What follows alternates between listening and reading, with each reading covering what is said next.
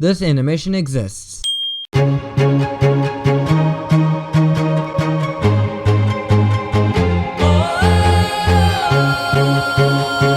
about a way to get your viewer hooked.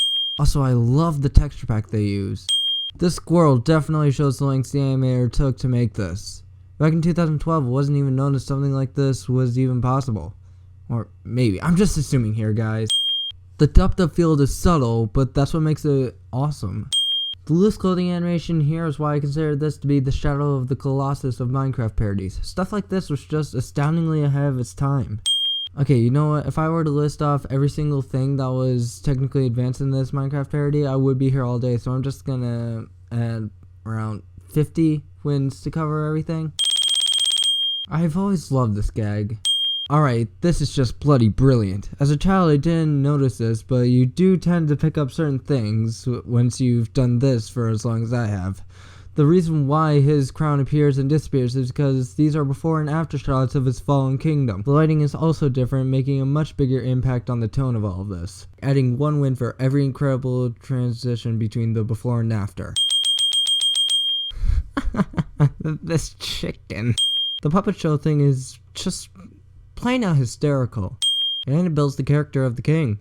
You can clearly see his feet from underneath the cart, proving that the animators were not lazy. This facial expression.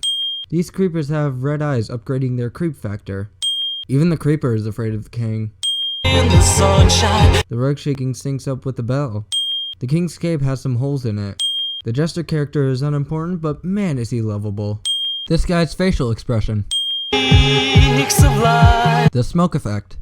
Incredibly subtle details here. It's a dungeon. Of course there would be old bones lying around, especially considering the king locked up some skeletons. I'm still impressed by this block animation. The creeper falls into the pit and jumps right back out. My feet left itself suspended. Well, this explains how the skeleton got its bow. Up into the bound, the sky. That kind of made me jump a little bit. The reflectiveness of the king's crown, helmet, and chestplate. I love these camera movements. Even more subtle details. Look at the armor stand, there are cracks in it. Even the facial hair matches the king's.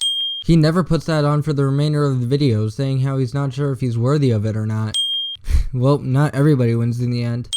Even the king uses the tactic of skipping a couple of steps. Incredibly self-foreshadowing for the rest of the series right here. The lighting turns a purple shade and the king flees.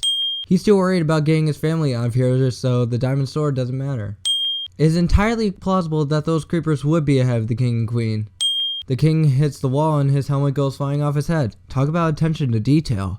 I'm just gonna ignore the fact that those zombies had absolutely no other way of getting across, so instead I'm just gonna win this animation right here.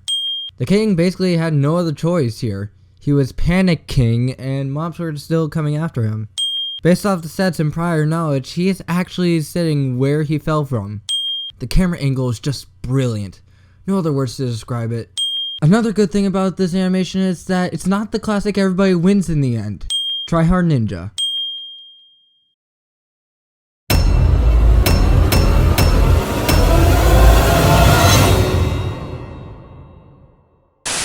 He made me this collar so that I may talk. Squirrel! All of this loss. And for what? To become unstoppable? To rule the world? Snipe, snipe, Severus Snipe, snipe, snipe, Severus Snipe. Dumbledore! Snipe. Oh no, it's you again. I can never forget those eyes, eyes, eyes, eyes, eyes. 'Cause baby, tonight